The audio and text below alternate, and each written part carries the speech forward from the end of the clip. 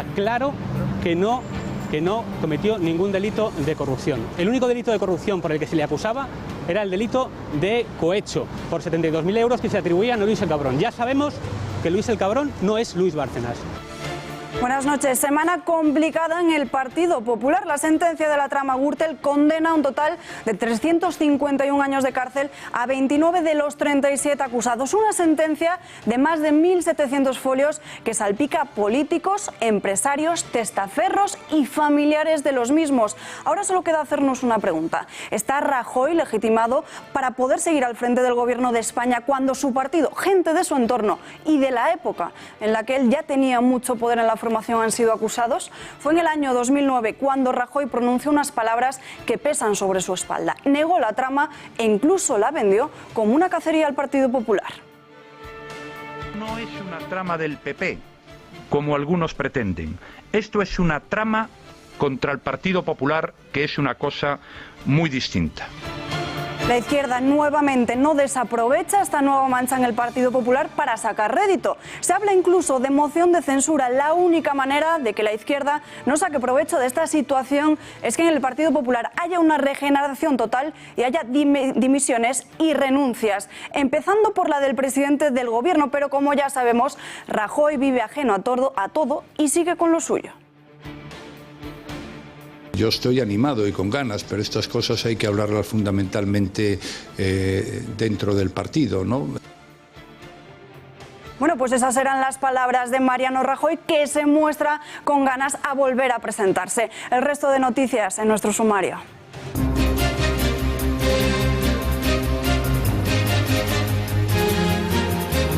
Esta mañana la Unidad de Delincuencia Económica y Fiscal de la Policía ha detenido a una treintena de personas que supuestamente desviaban los fondos públicos destinados a la ayuda de países en desarrollo. En unos minutos analizaremos en qué consiste la trama, quiénes son los implicados y a cuánto asciende el dinero robado. Desde el separatismo dicen que esta operación es para tapar la sentencia de la Gürtel.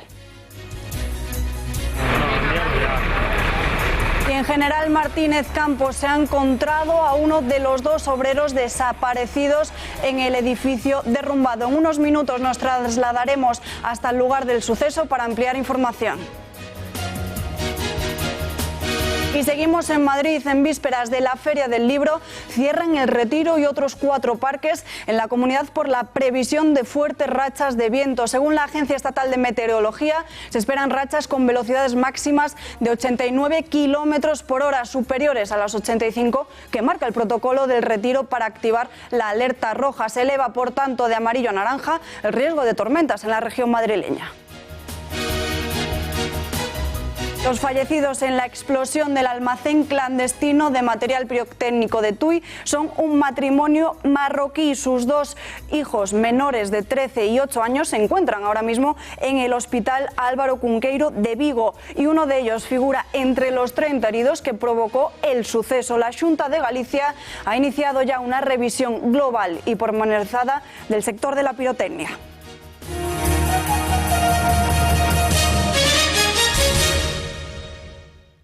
Semana complicada en el Partido Popular. Un total de 351 años de cárcel para 29 de los 37 acusados de la trama Gürtel. Una sentencia de más de 1.700 folios que salpica a políticos, empresarios, testaferros y familiares de los mismos.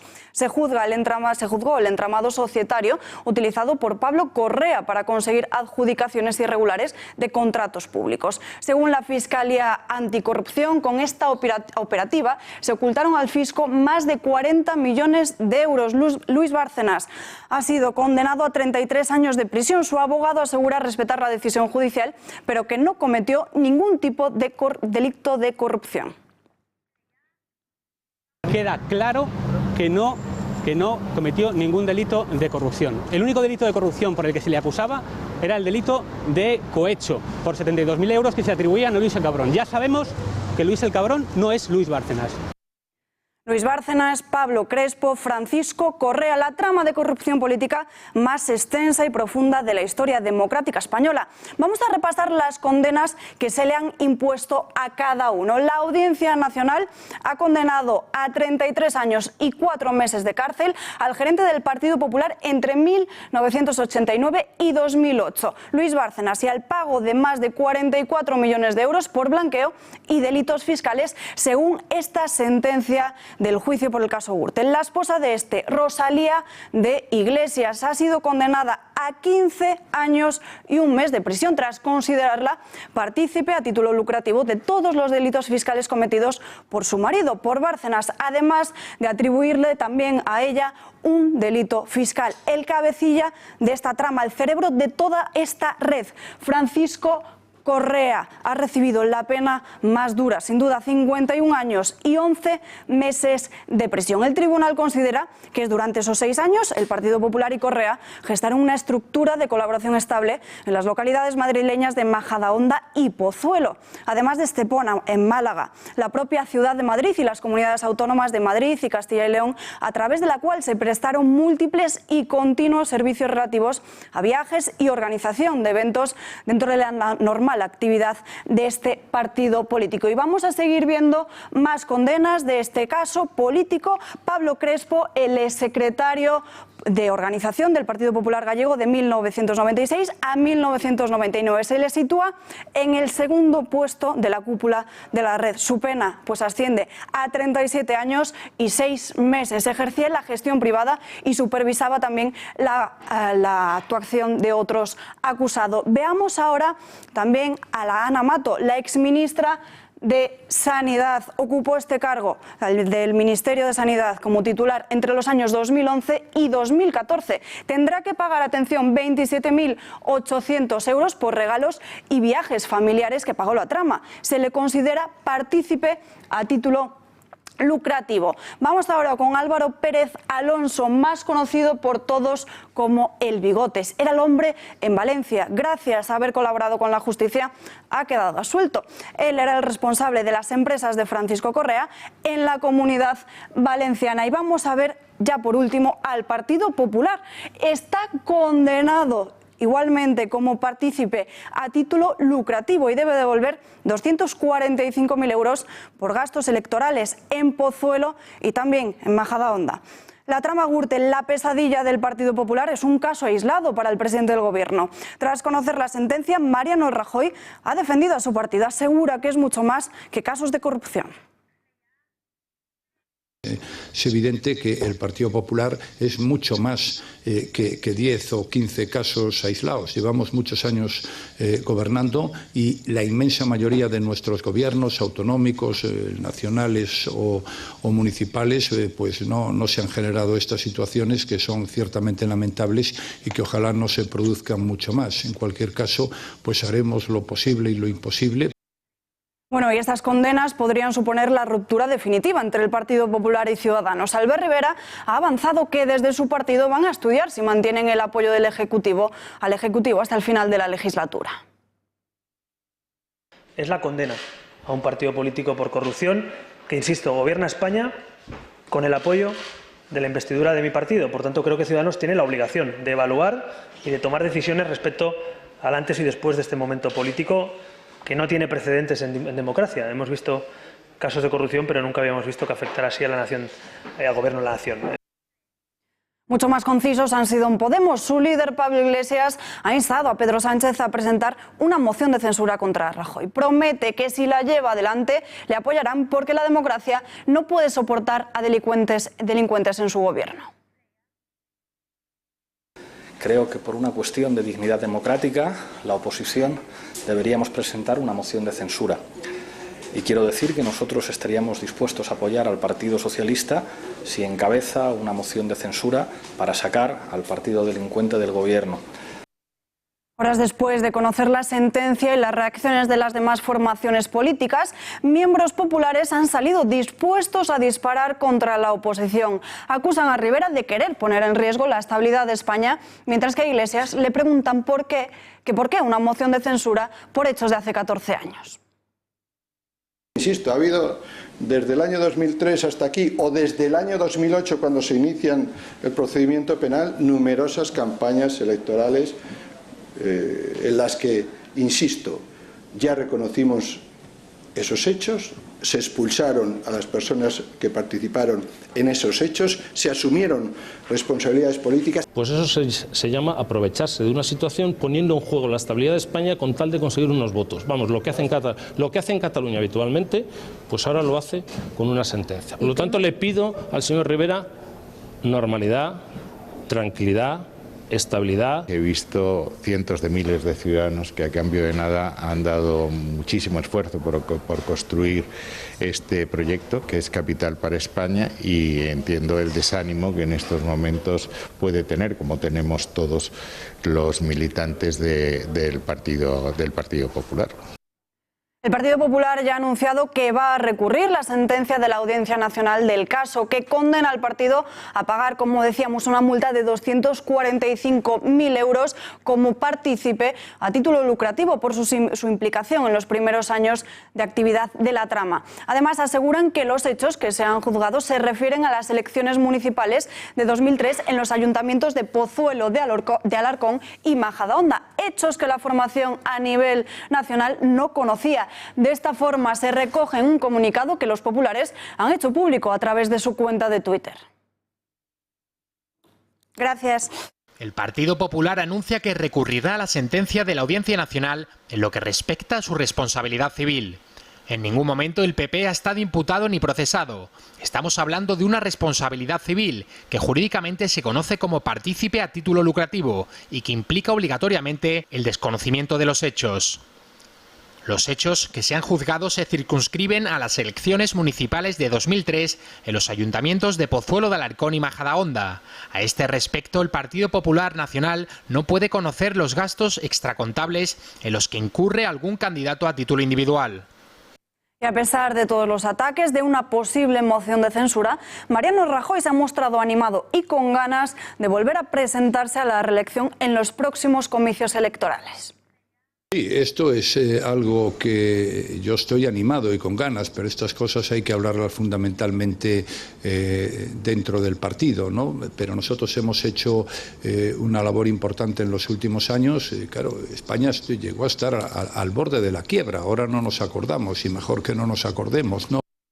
Tiramos de hemeroteca y nos vamos hasta el año 2009, cuando Mariano Rajoy pronunció unas palabras que a día de hoy pesan sobre su espalda. Y es que en ese momento negó la trama, la vendió como una cacería al Partido Popular e incluso se jactaba de que solo 2 dirigentes locales del partido figurasen en la lista de imputados.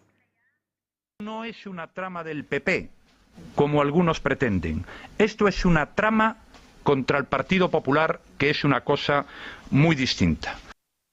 Tiempo de análisis. Más allá de las consecuencias políticas, la sentencia de hoy nos deja una incógnita. ¿Quién es José Ricardo de Prada? Muchos se lo preguntan después de saber sus controvertidas sentencias y declaraciones siempre en contra de la derecha. Fátima García Manzano, buenas noches. Buenas noches, Alba. Pues sí, porque llama la atención de que las penas de prisión impuestas a Correa o a Pablo Crespo sean más altas que las impuestas a muchos terroristas. Pero viendo las declaraciones de José Ricardo de Prada, no nos extraña demasiado. Empecemos porque en abril de 2011 justificó el chivatazo a ETA del caso Faisán por el contexto político en el que se produjo, un contexto de tregua. Es más, calificó de caricatura el análisis que hicieron 2 compañeros suyos para mantener imputados a los 2 policías que dieron este chivatazo. Más ejemplos. También rechazó condenar a un joven que había ensalzado a ETA con una pintada. El motivo, que quizá podría haber cerrado la frase cambiando de sentido, porque, claro, fue pillado infraganti y no le dio tiempo a terminarla.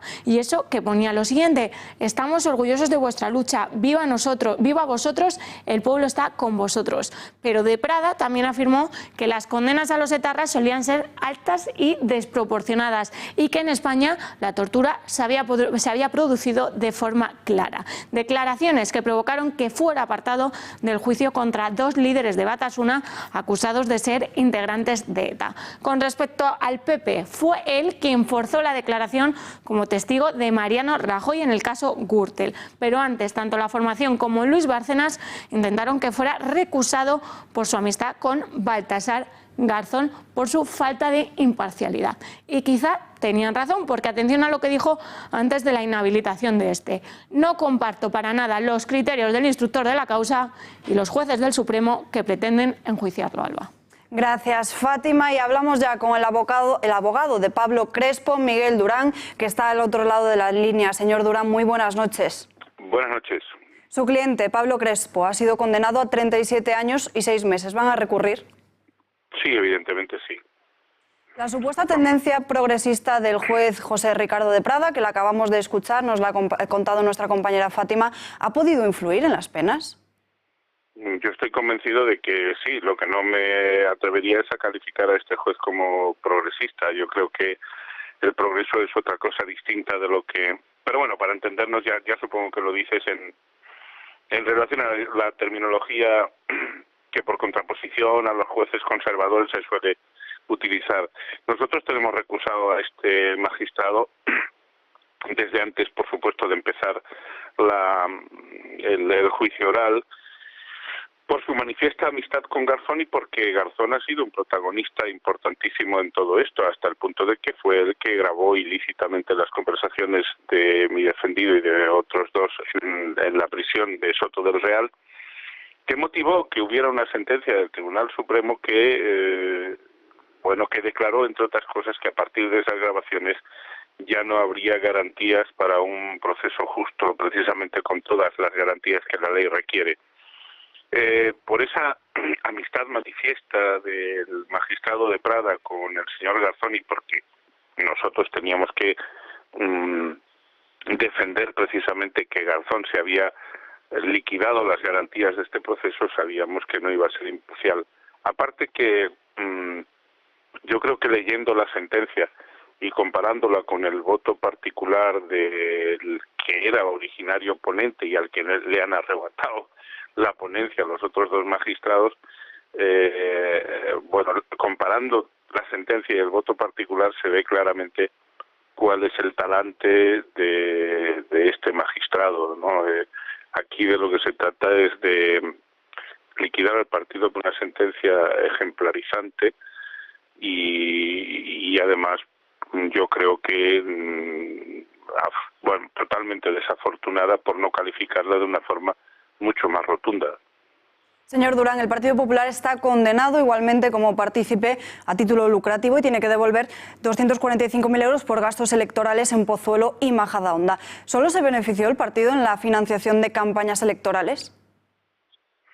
Bueno, los hechos ni siquiera han quedado acreditados en ese sentido, porque un partido no consolida cuentas en pueblo a pueblo. Quiero decir que la contabilidad del Partido Popular en relación a las campañas electorales de Pozuelo, de Majadahonda y demás, sí se ha analizado, pero yo creo que es un error calificar como se ha calificado a la participación del Partido Popular a título lucrativo en este asunto, y me parece mucho más particular del presidente del tribunal, de Ángel Hurtado, que deja las cosas de forma mucho más nítida. Yo no soy defensor del Partido Popular, porque creo que el Partido Popular, en sentido amplio, se ha equivocado muchísimo en relación al caso Gürtel.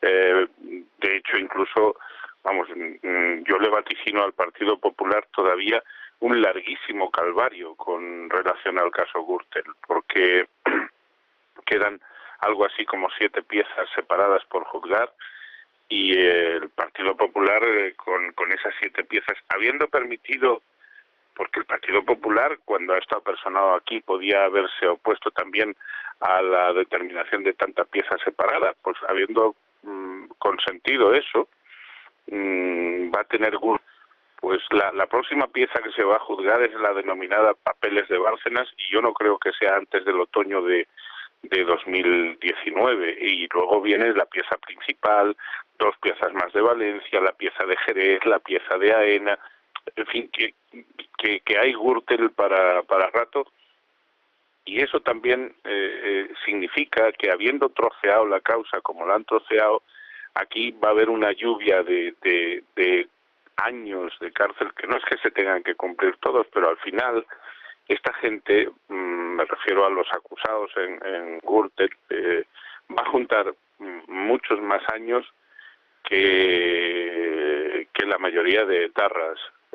Yo no sé, pero alguien tendría que reflexionar sobre esto, es decir, cómo es posible que gente que a lo sumo, y dando, aunque diéramos por buena que se hubieran probado todos los hechos, cómo es posible que estemos asistiendo a este esperpento, a este espectáculo que solamente es pues para echarle carnaza al noble pueblo español, porque no se justifica. Es tan desproporcionado y tan descorazonador que la justicia actúe así, que se hace incluso difícil plantearle a un cliente eso de colaborar con la justicia. La defensa del Partido Popular dice que es contabilidad de ayuntamientos y que la formación a nivel nacional las desconocía. ¿No es un poco excusa? Es decir, ¿no hay ningún organismo interno dentro de la formación que revise estas cuentas? Yo no conozco el funcionamiento interno del Partido Popular porque no soy militante del partido, pero lo que sí ha quedado acreditado en el juicio al que yo he asistido es que efectivamente la contabilidad de los pueblos la contabilidad del PP en sus poblaciones no consolida per se, es decir, consolida la contabilidad a nivel nacional, en el plano nacional. Entonces, lo de la caja B, bueno, pues es una cuestión que yo creo que yo no voy a defender que no exista porque me parece que en fin, que está bastante evidenciado que sí que existe. Pero una cosa es que exista la caja B, que eso no se juzgaba aquí, aquí se juzgaba otra cosa. Y cuestión muy diferente es que al Partido Popular se le pueda imputar lo que se le está imputando exactamente. Yo es que creo que eso, en el Tribunal Supremo, eso decaerá. Esa concreta posición de la sentencia de los dos magistrados de la sentencia decaerá, porque como digo, me parece mucho más clara la posición del voto particular del señor Hurtado y creo que el Tribunal Supremo va a hacer más caso del voto particular que de la posición del magistrado de Prada y del magistrado que le sigue en sus tesis. Pues Miguel Durán, muchísimas gracias por atender a nuestra llamada y buenas noches. Gracias a vosotros, buenas noches. Y seguimos con el Partido Popular, pero con la operación Erial. Eduardo Zaplana y otros 6 detenidos han pasado hoy a disposición judicial. La titular del Juzgado de Instrucción número 8 de Valencia ha tomado este jueves declaración al exministro y los otros detenidos, que investiga el supuesto blanqueo, cohecho, malversación y prevaricación en el cobro de comisiones por adjudicaciones durante su etapa al frente de la Generalitat Valenciana. Después de esto, la juez ha dictado prisión provisional y sin fianza para Zaplana y libertad provisional para el empresario José Cotino. Y hoy se terminaba el plazo para que el rapero mallorquín Valtònyc ingresase voluntariamente en prisión para cumplir e iniciar su condena de 3 años y medio por injurias a la corona, calumnias y enaltecimiento del terrorismo. Ayer varios medios apuntaban a su fuga y todo parece indicar que es así. Algunos de ellos, como TV3 o el Nacional.cat, especifican que ha huido a Bélgica. La Audiencia Nacional ha cursado ya una orden nacional, internacional y europea contra Valtònyc con el fin de que sea puesto a disposición judicial. Y en el Gobierno, el ministro de Justicia, Rafael Català, se ha mostrado esperanzado sobre la euroorden. Asegura confiar en que funcione con total normalidad. En Europa tenemos un sistema desde el año 2002 de colaboración y de confianza recíproca que permite que cada año cientos de casos son o bien solicitados por países de la Unión Europea a España o bien desde España se solicita a otros países y funciona con toda normalidad. Por lo tanto, la euroorden es un sistema, es un modelo de éxito. Esta mañana se ha celebrado en el Parlamento Europeo una conferencia sobre libertad de expresión. En ella han participado el rapero Pablo Hasél o un periodista de Caos en la Red. Además, también han estado Beatriz Talegón, el escritor Suso de Toro y la directora del diario público Ana Pardo de Vera. El acto se ha convertido en una defensa cerrada del rapero Valtònyc. Otra vez Bruselas se ha convertido en el refugio de los enemigos de España. El Parlamento Europeo ha celebrado esta mañana un acto sobre la libertad de expresión, un derecho aseguran que ya no existe en nuestro país. Entre los asistentes estaban Beatriz Talegón, el escritor Suso de Toro y la directora de público Ana Pardo de Vera. Tampoco ha faltado el rapero Pablo Hasél, que además de defender a su homólogo Valtonyc, ha asegurado que en nuestro país ya no hay libertad de expresión. Se suele decir que en el Estado español la libertad de expresión está en riesgo. Yo niego la mayor, no es que esté en riesgo, es que no hay libertad de expresión porque ninguno de nosotros tiene libertad para poder criticar a la monarquía. Nadie sabe dónde está el rapero Valtonyc, condenado a 3 años y medio por enaltecimiento del terrorismo, pero el acto ha sido un homenaje a él.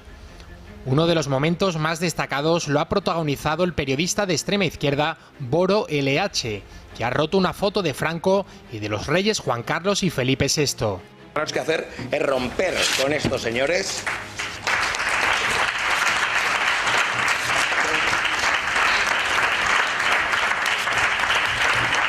Romper con estos señores. Ayer se rumoreaba que el rapero Valtonyc podría presentarse al acto, aunque finalmente no lo ha hecho. Ayer las cuentas de este 2018 salieron aprobadas gracias al apoyo del PNV, un respaldo de última hora, y todo ello a pesar de que habían impuesto un único requisito: levantar el artículo 155 de la región, algo que el Gobierno no ha hecho. Una decisión difícil pero correcta. Así avala el lehendakari Iñigo Urkullu el apoyo de los nacionalistas. La decisión que ayer adoptó el Partido Nacionalista Vasco de apoyar los presupuestos generales del Estado es tan difícil como correcta. Y tan difícil porque me parece que es difícil en un momento en el que se mira al corto plazo que se pueda mirar al futuro. Difícil porque en lugar de buscar la confrontación busca el entendimiento. Y difícil porque en lugar de poner por encima los intereses particulares pone por encima los intereses generales. Intento de defensa desde el propio PNV. Andoni Ortuzar asegura que votar no a los presupuestos alargaría todavía más, si cabe, el 155. Además, dice que Rajoy quiere terminar desde ya con la intervención estatal en la región catalana. Yo tengo el convencimiento, más que el convencimiento, sé que tanto la parte catalana quiere ya el levantamiento del 155, necesita el levantamiento del 155, y también tengo la convicción, y más que la convicción, de que Rajoy quiere levantarlo. Votando sí o votando no, ¿qué estaba más cerca? ¿La desaparición o el mantenimiento del 155? Y la conclusión a la que llegamos es que votar no alargaba sine die el 155.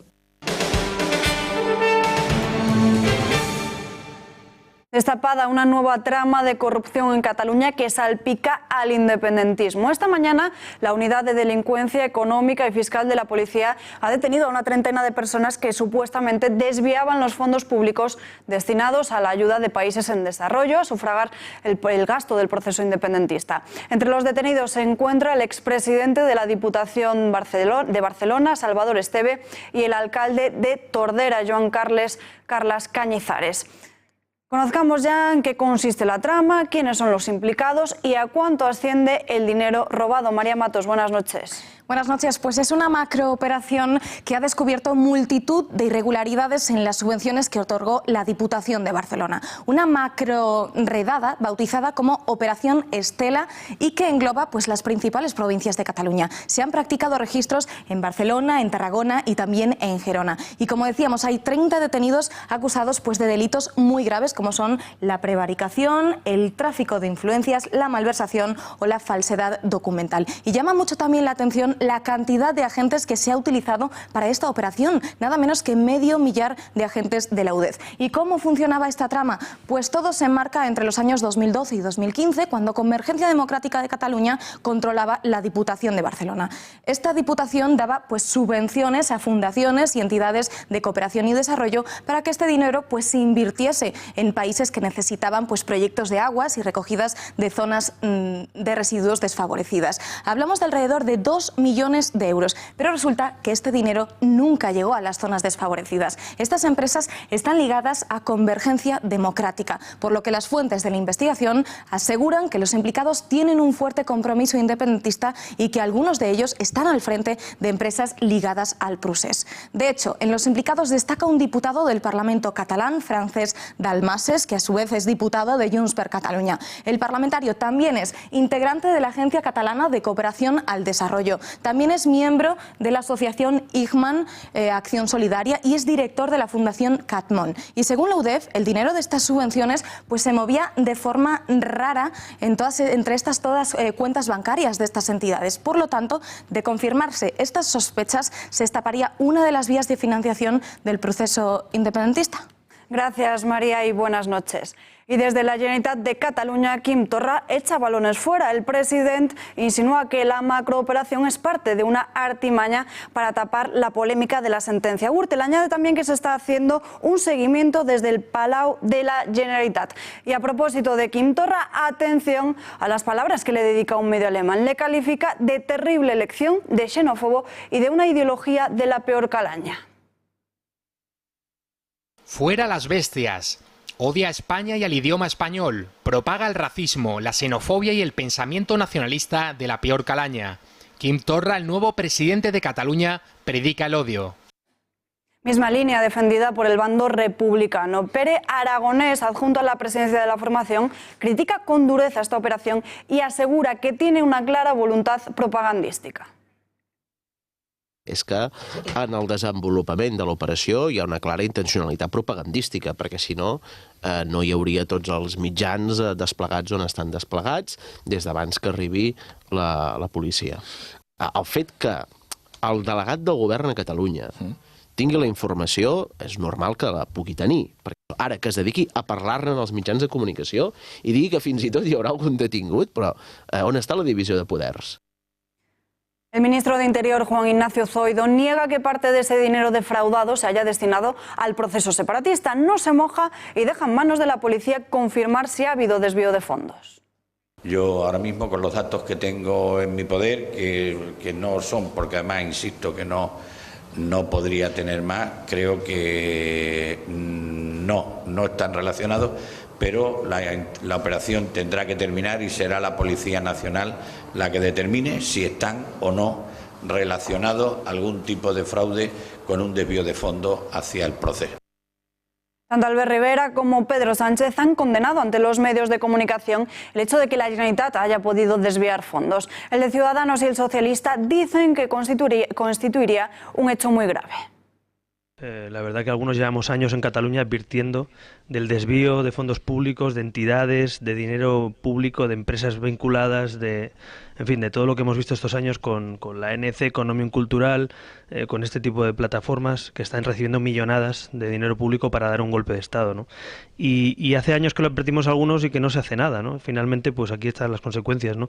Así que ni me extraña lo que pasa, aunque me alegro que por lo menos si alguien ha cometido delitos se le persiga. Y se confirma, me parece un hecho gravísimo, porque además se han utilizado dinero público, instituciones públicas, para un fin claramente espurio como es la defensa y la promoción del independentismo a costa de ayudas muy necesarias en países que efectivamente tienen problemas de desarrollo económico y que necesitan de la solidaridad internacional. Pero esta es una más. Tiempo de profundizar y de entrar en más detalles sobre esta macrooperación policial en Cataluña. Y para ello tenemos conexión en directo con Laura Fábregas, periodista de Crónica Global desde Barcelona. Laura, muy buenas noches. Hola, buenas noches. Gracias por invitarme. Los dos principales señalados hoy son Salvador Estévez, expresidente de la Diputación de Barcelona, y Joan Carles Cañizares, alcalde de Tordera. Ambos provienen de Convergencia, el partido del ya famoso 3%. ¿Hasta qué punto afecta entonces la podredumbre a la formación de Carles Puigdemont? Pues lo afecta directamente. No hace falta decir que el partido, esta formación híbrida que se creó en torno de Puigdemont, Junts per Catalunya, son los herederos de Convergencia, de la extinta Convergencia, el partido que fundó Jordi Pujol. Como dice Enric Juliana de La Vanguardia, hay el gen convergente que intenta sobrevivir siempre. La forma que han tenido es creando este partido político nuevo, donde la cúpula sí que más o menos podemos decir que está renovada. Si la renovación es Carles Puigdemont, que tampoco es la renovación total, pero si te fijas, como en el caso del expresidente de la Diputación de Barcelona o el alcalde de Tordera, son cargos que provienen de la antigua Convergencia. Pues más allá de la cúpula, el partido Convergencia tiene mucho arraigo en el territorio, tiene nóminas, tiene cargos, es donde se han fraguado los presuntos casos de corrupción, ¿no? Desde las entidades municipales, desde los ejecutivos locales. Por lo tanto, sigue Junts per Catalunya, la formación de Puigdemont sigue impregnada de lo que era Convergencia. El dinero defraudado, 2 millones de euros, deberían haberse destinado a desarrollo y cooperación en América Latina, Marruecos o Bosnia. Laura, tú que estás en Barcelona, ¿cómo has percibido desde las bases independentistas que fondos para ayudas así acaben financiando el odio a España? A ver, el sector independentista es muy plural. Por un lado, hay los que lo ven mal, evidentemente, que se sienten decepcionados de que un dinero que tenía que ir para ayudas, pues al fin y al cabo se gaste en hacer promoción del referéndum o de la secesión o de lo que haga falta en cada momento según los intereses del poder nacionalista.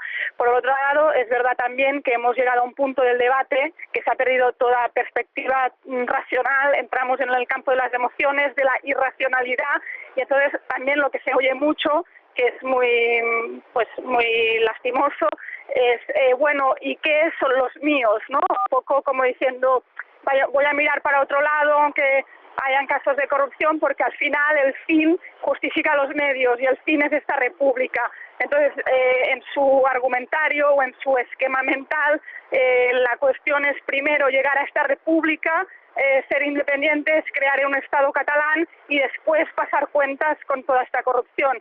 Evidentemente, es pura magia. Precisamente muchos independentistas suman ahora la teoría de la conspiración, a pesar de que el propio ministro de Interior, Zoido, ha dicho públicamente que este desvío no tiene nada que ver con el proceso separatista. ¿Se puede descartar que exista tal vínculo? Bueno, esto lo tiene que decir un juez si hay vinculación o no. Es verdad que de momento no se ha podido confirmar que en ninguna partida haya habido malversación de fondos públicos, de caudales públicos hacia la organización del referéndum. También hay que tener en cuenta que el delito de malversación no es en grado de tentativa, sino que se tiene que consumar, en el sentido que, aunque se encuentren algunas facturas, si estas no han sido pagadas, como parece que es el caso por el momento, no se puede atribuir este delito. Es verdad que también hay que tener en cuenta que esto empezó en junio de 2016, también va mucho más atrás. Quién sabe que no haya una parte de este dinero de los contribuyentes catalanes que sí que han podido ir a pagar algún tipo de promoción internacional para vender la causa. Pero ya en todo caso esto lo tiene que decir un juez. Y ya por último, Laura, y cambiando de temas, hemos visto antes las críticas y hasta insultos que el separatismo ha dedicado a Crónica Global por limitarse a transcribir un artículo de un medio alemán contra Torra. ¿Cómo es el día a día para un periodista catalán que trabaje en un diario no independentista? Bueno, yo me quedo con que estamos haciendo un gran trabajo, si nos insultan, si nos persiguen, si nos hacen un linchamiento en las redes sociales, que es lo que he vivido en mi persona, porque precisamente era yo quien he firmado esta noticia, pero yo prefiero quedarme en que hacemos la labor de un periodista, ¿no? Que es pues fiscalizar al poder, criticarlo, sacar las cosas incómodas y que si nos critican es que lo estamos haciendo bien. Sin duda, Laura, gracias por atendernos y muy buenas noches. Muchas gracias a ti. Y atención a lo que publicaba la CUP en su perfil de Twitter. Atacaban esta operación en Cataluña, vean. Su macrooperación, miles de microresistencias. El agua gota a gota erosiona la roca, del régimen del 78. Que nos dejen en paz. Stop, estado de excepción. Un tuit que borraban pocos minutos después, y es que parece que la formación de la CUP denunció la trama de subvenciones. Hablamos ya con el autor de esta información, Alejandro Requeijo, periodista de Voz Populi. Alejandro, muy buenas noches. ¿Qué tal? Buenas noches, ¿cómo estáis? Los antisistema de la CUP, según vuestra información, habrían filtrado la documentación que ha desatado la redada. ¿Cómo se sostiene que, sabiendo que Convergencia destina dinero de la cooperación internacional a otros fines, acaben facilitando que formen gobierno junto al partido de Esquerra Republicana de Cataluña? Bueno, las explicaciones se las tendrán que dar entre ellos, ¿no? Lo que nosotros decimos en esa información es algo que primero nos trasladaban las fuentes de la investigación y que luego ha reconocido la propia Policía Nacional en un comunicado oficial en el que, bueno, cuentan el origen de esta investigación, ¿no? Esto es una pregunta que siempre solemos hacer a nuestras fuentes, es, bueno, ¿y esto de dónde parte? ¿Esto quién ha sido? ¿Esto dónde está, ¿no? ¿De dónde está el origen? ¿De dónde viene esto? Y bueno, pues el origen está en una serie de denuncias anónimas que llegan al juzgado de instrucción número 1, que es el que ha coordinado los trabajos policiales, y entre esas denuncias también hay una que no es anónima, que la presentaron las CUP, y otra también del sindicato CGT, ¿no? Entonces, a partir de ahí, el juzgado encargó una serie de trabajos a la UDEF de la Policía Nacional, que son los que han terminado por desenmascarar esta trama, que por cierto hay que reconocer que hace un tiempo ya se publicó en medios de comunicación.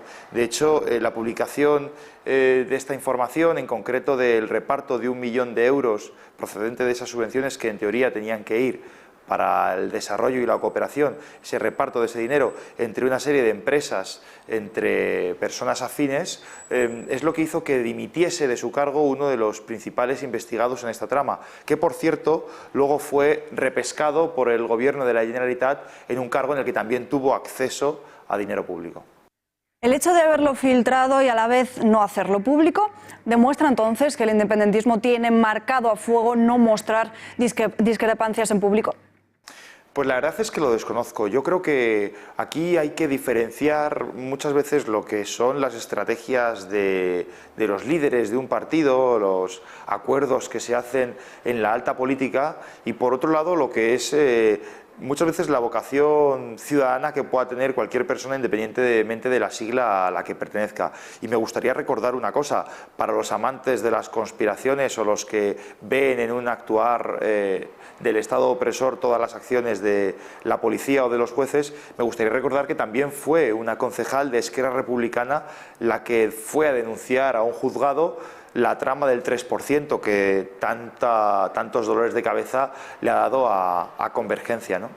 Y más allá de la CUP, el resto de formaciones independentistas han asumido unánimemente el discurso de que la macrooperación de hoy tiene como única finalidad ser una cortina de humo para la trama Gürtel. ¿Hay algún tipo de credibilidad en esta información? Lo han dicho muchos separatistas. Pues yo acabo de poner un ejemplo, ¿no? Yo creo que estamos estos días viviendo una obsesión constante sobre teorías de la conspiración. Yo no soy generalmente amigo de esas teorías de la conspiración porque siempre implican que se tengan que poner de acuerdo demasiada gente. Quiero poner un ejemplo. Si aceptamos que esta operación Estela ha sido una cortina de humo para tapar lo de Gürtel, si aceptábamos, antes de que saliese la sentencia, que la operación Estela era una cortina de humo para tapar lo de Zaplana, si a su vez había quien decía que lo de Zaplana era una noticia que estaba al caer y que por tanto la filtración sobre el chalet de Pablo Iglesias e Irene Montero era una manera de tapar lo de Zaplana que iba a venir después, quiero decir, creo que vivimos obsesionados con que todo se alinee para que todo tenga un significado concreto, en este caso conspiranoico. Yo no creo en eso, porque para eso habría que poner de acuerdo a tantísima gente, es decir, habría que poner de acuerdo al juez de instrucción número 1 de Barcelona, con el juez número 8 de Valencia, con la policía que investiga, en este caso de la UDEF, la operación Estela, al mismo tiempo con la Guardia Civil, en este caso la UCO, que ha investigado lo de Zaplana, al mismo tiempo con los jueces de la Audiencia Nacional, que son los que hoy han decidido hacer pública su sentencia sobre la Gürtel. Es decir, es toda una dificultad para que todos se pongan de acuerdo y que las cosas salgan como algunos piensan, que todo está planificado para siempre, además, pues afectarme a mí, ¿no? Yo soy siempre la víctima en la que el Estado viene a por mí. No me lo creo, la verdad. Alejandro, gracias y muy buenas noches. Gracias a vosotros. Y el líder socialista Pedro Sánchez ha reconocido que él no tiene conversación directa con los republicanos, pero que desde el PSC sí que se habla habitualmente con la formación de Esquerra, a la que le solicita retirarle inmediatamente el apoyo a Quim Torra. Creo que políticamente lo que tenemos que hacer es trasladar a Esquerra Republicana la gran contradicción. Yo puedo entender que un partido que se dice independentista y progresista pues apoye a un presidente independentista. Yo eso lo puedo entender. Lo que no puedo entender es que un partido de izquierdas apoye a un racista. A partir de ahí, lógicamente, podremos hablar, dialogar y ver de qué manera se puede abrir una legislatura autonomista en Cataluña. El Gobierno sigue tendiendo la mano a los separatistas al ofrecer diálogo. El presidente del Gobierno, Mariano Rajoy, promete públicamente que si Quim Torra le llama, se reunirá con él. Sí, si me llama y en cuanto constituya un gobierno, por supuesto me reuniré, es mi obligación.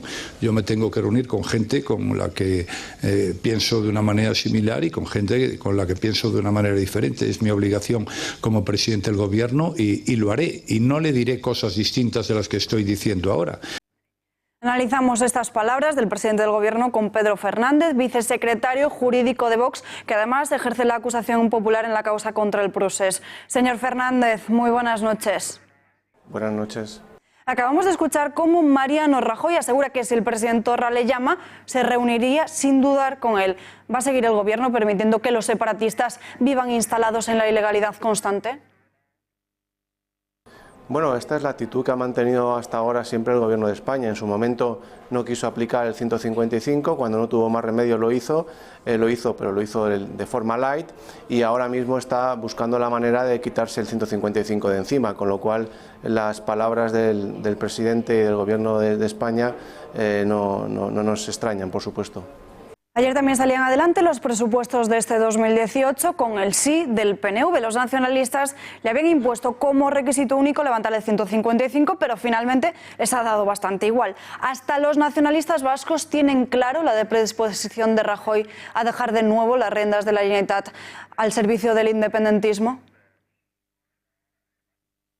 Bueno, yo creo que la actitud del PNV es totalmente interesada. Efectivamente, pusieron como condición inicialmente que deberían retirarse el 155, pero a la vista de las concesiones económicas que se les ha establecido de cara a la propia comunidad, pues han decidido que no podían desaprovechar la oportunidad de apoyar los presupuestos por una cuestión tan ajena a ellos como es la aplicación del 155. Señor Fernández, gracias y muy buenas noches. Y nos vamos en directo hasta General Martínez Campos. En las últimas horas se ha hallado el cadáver de uno de los obreros desaparecidos entre los escombros del edificio. En el lugar del suceso, Miriam Olivas, muy buenas noches. Has podido hablar con los bomberos que han localizado el cuerpo y también con el alcalde del pueblo de donde era ese obrero, ¿no? Buenas noches, Salva. Así es, a las 5:30 de la tarde se ha encontrado el cuerpo sin vida de uno de los desaparecidos tras el derrumbamiento del edificio. El jefe de bomberos nos ha asegurado que ha sido fácil la identificación ya que llevaba el DNI encima, y también nos ha comentado que tenía 2 metros de escombro sobre su cuerpo. Vamos a escucharle.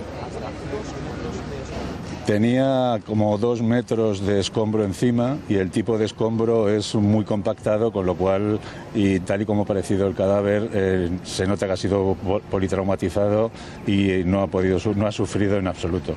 O sea, estamos convencidos que la muerte fue inmediata. Raúl Barrado, el alcalde de su municipio en Extremadura, también ha querido hablar con nosotros y nos ha comentado que era una persona muy querida y que deja a una mujer y a 2 hijos. Sí, José María pues deja una viuda, es padre de 2 niñas, es una persona en el municipio muy conocida, muy querida, persona sencilla, se dejaba querer enseguida, como el resto de su familia, y bueno, pues Malpartida pues llora la pérdida de un trabajador que vino a Madrid a buscarse su vida y la ha perdido aquí, como muchos de nuestros paisanos que... Miriam, gracias y muy buenas noches. Buenas noches. Y abrimos página internacional. Más de 3 millones de irlandeses tienen una cita con las urnas para saber si se permite el aborto. Este referéndum servirá para saber el futuro de la 8ª enmienda de la Constitución, en la que se recoge y se defiende el derecho a la vida, tanto de la mujer embarazada como la del feto. Tiene todos los detalles Javier Torres. Javier, muy buenas noches. ¿Qué tal, Alba? Buenas noches. Efectivamente, mañana cita con las urnas de los irlandeses. Lo que se propone en este referéndum sobre el aborto es eliminar esa 8ª enmienda, que es la que garantiza el derecho a la vida del no nacido nacido y de la propia madre. La legislación actual es del año 2013 y permite el aborto en caso de malformación del feto, en caso de violación o en caso de que la vida de la madre corra peligro. Si sale el sí, el aborto será libre las 12 primeras semanas y en casos excepcionales hasta la semana 24. Javier, gracias y muy buenas noches. Gracias. Y nosotros nos despedimos ya, les dejamos, mañana volvemos a las 8:30 con más información. Mientras tanto les dejamos como siempre con el tiempo, tiempos modernos. Gracias por nada y a las 10 el gato al agua. Que tengan una buena noche.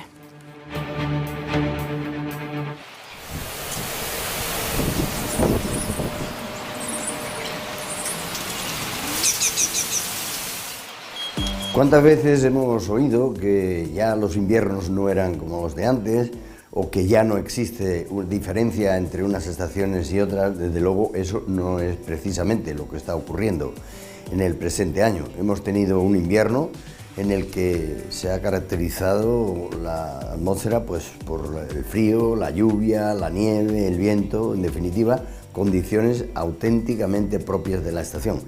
Y estamos ahora en plena primavera y también se dan características muy normales en esta época, puesto que los fenómenos tormentosos son precisamente en el mes de mayo y junio cuando mayormente se prodigan y desde luego no están faltando a la cita. Llevamos unos días con tormentas y así vamos a continuar por lo menos durante unos cuantos días más. Esta tarde las habrá, mañana viernes habrá, como ven, pues chubascos de carácter tormentoso en gran parte de la península. La cantidad y la distribución en cuanto a intensidad, pues sí, es sumamente irregular, es decir, que habrá puntos en los que caiga un chubasco muy fuerte, incluso acompañado de tormenta y granizo, y en otro próximo apenas se produzcan precipitaciones. Eso es también totalmente característico después de mañanas soleadas que ocurra en esta época del año. Como ven, mañana, como les decía, en gran parte de España, exceptuando el sureste, que es precisamente donde en capitales como Murcia se puede alcanzar la más alta de España, del orden de 29 grados, mientras que en otros puntos del sur pues, tan solo se llegará a 22, 23, lo mismo que en algunas zonas del Cantábrico, donde en Bilbao se puede llegar hasta los 24. Canarias queda al margen, ahí habrá cielos parcialmente nubosos y unas temperaturas propias también del archipiélago. En la jornada del sábado las cosas siguen más o menos igual. Chubascos de carácter tormentoso distribuidos por gran parte de la península, disminuyen si acaso en la zona centro, pero no quiere decir que estén totalmente descartados.